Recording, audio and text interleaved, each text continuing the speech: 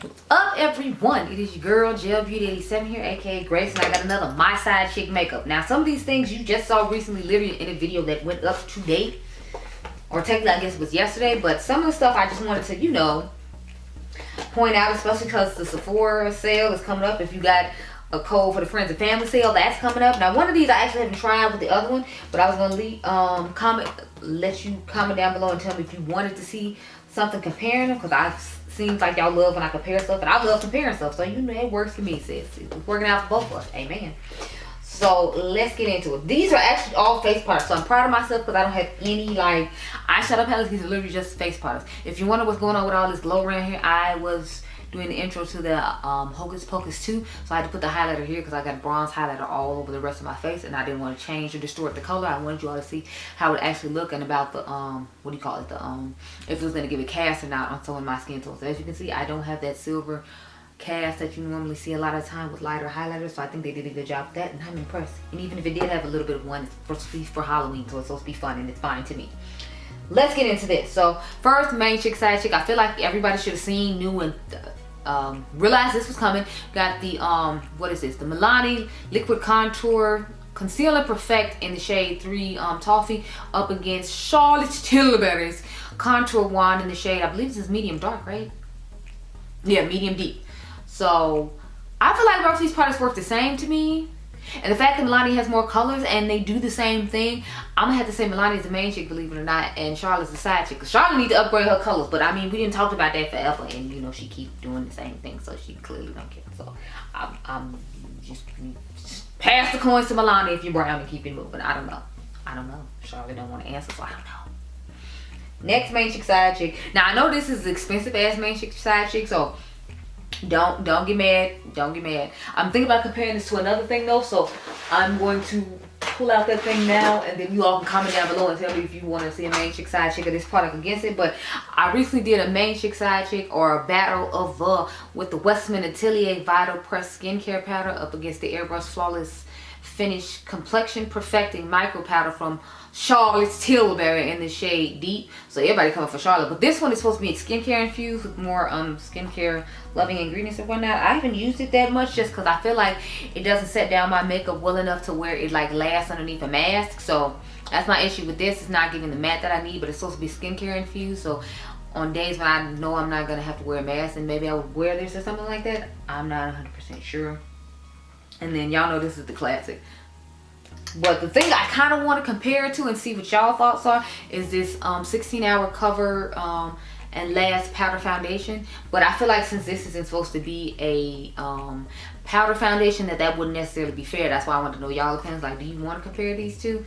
Because I was fine with just having it up against Miss Charlotte Tilbury, because it's still cheaper than Charlotte Tilbury is still cheaper than it. I believe that powder was like $75 in this baby compact, and this one is like I think 48 or 54. So it's not like they really main chick, side chick of price point a whole lot. But if I had to pick, believe it or not, I'm pick the Charlotte Tilbury. I know this one's supposed to be more expensive, and I do really like this one, but my whole thing is like it doesn't last as well as the Charlotte Tilbury one does. And I usually don't put this on my face. I usually just put it underneath my eyes. But I noticed either way I use it, I feel like it lasts longer than this one. So because of the sweat and all that, you know, I'm gonna need her to last longer. She not. So Charlotte's the main chick and Westman is the side chick. But let me know if you want us to do Westman against it. I just didn't think it would necessarily be fair because it's the powder foundation, which is why I did it against the Charlotte Tilbury one, because they're both supposed to be like, I guess, a finishing powder, if you will. Next, I have two bronzers that are main chick, side chick. So I got the Nabla Skin Bronzing Sun-Kissed Effect Bronzing Sun-Kissed Effect Bronzing Powder in the shade Profile up against what is it, House Labs Powder Scope Velvet Bronzer in the shade Deep Level 10. So the shade looks pretty deep in the pan, but I feel like when I put it on my face it's not that deep, so I feel like this is gonna be a good one for me for wintertime. The downside to the Nabla one is they only have like 4 shades. So Profile, my shade, is the deepest one they have. So if you're Too Much Mouth shade, if you're Cocoa Swatches shade, if you're Neiman Tang shade, if you're anyone darker than me, you can't use this bronzer because it's not going to show up at all. Like, it might show up on like Too Much Malice as her winter shade or whatever, but it's like, who wants to wait for winter just to use a product? Because this is a really beautiful product, and so is this. So when it comes to shade selection, Nabla is definitely lacking. I don't know if it's because they're a foreign brand, and since they just traveled over to America a little bit with their brand not too long ago, they haven't realized they need to advance their products, and they're just more concerned about their market that they're actually safe in, and that's why it hasn't expanded. Because it's like, this product's been out for a while, and they came out with more blushes and highlighters, and it still didn't drop any deeper bronzer shades. I don't know what's going on with that, but I feel like both these products work the same. Like I said, y'all saw the video today to find out.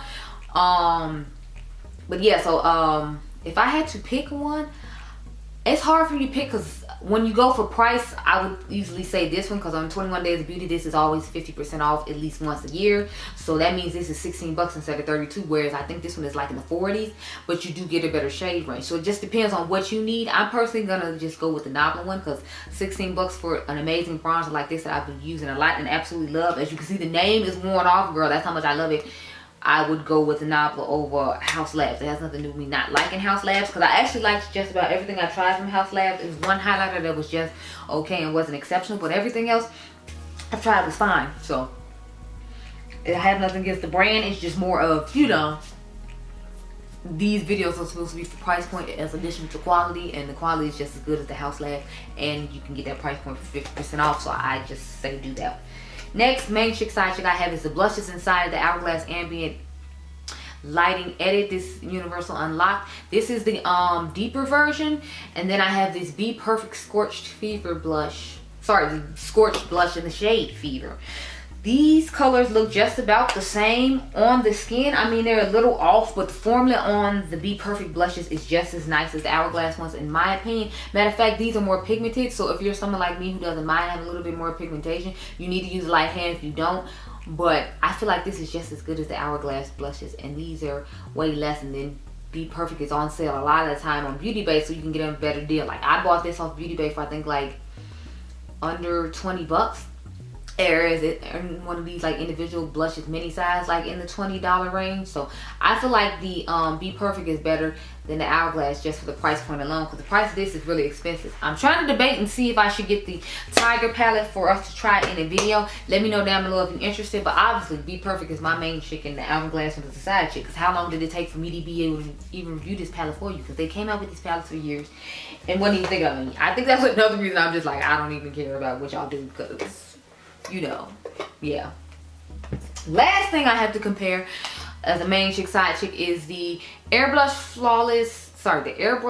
Brightening Flawless Finish Complexion Perfecting Eye and Face Micro Powder. I have the shade Tan Deep, and then I have the LYS Transfix Translucent Setting Powder in the shade Ambition. Now please keep in mind, this one definitely does have a brightening effect to it. I see a little bit of sharp sparkle and shimmer in it. However, I have not compared this to this one, so this is where I'm going to leave the task up to you. Do you want to see a battle of the LYS versus the Charlotte Tilbury or not? You can let me know down below, and then we can decide. Because see, the colors look similar, but you can clearly see that this one is a little bit lighter and has more brightness to it, whereas this one does run a little bit deeper, but it's a black owned brand, so I can understand why she made it a little bit deeper for deeper skin tones, because these are the type of tones we like to put underneath our eyes, because we have that golden undertone in our skin around the areas that are highlighted on our face. So I get why she made her color. I get why Charlotte made her color, because she's trying to make it more versatile for tan to deep skin, as opposed to just a little more deep skin friendly. We know that ain't her bag, just from the other stuff I showed. But yeah, let me know down below if you all want to battle these, because I battled this against Pat McGrath in the video that you saw to compare them. But yeah, if I had to pick, to me that's hard, because sometimes this one is finicky me and doesn't always work the best, but the price point of this is amazing, and it's not like it's not a good product. I just have good days and bad days with it, whereas this one I've never had a bad day with it. So I'd have to go with Charlotte Tilbury based upon that, but we can try them out side by side, see what the difference is. If you want, let me know down below. But I hope you all enjoyed this video. Remember, y'all are diamonds. I'll catch you guys in the next one. Be blessed, girl. Bye.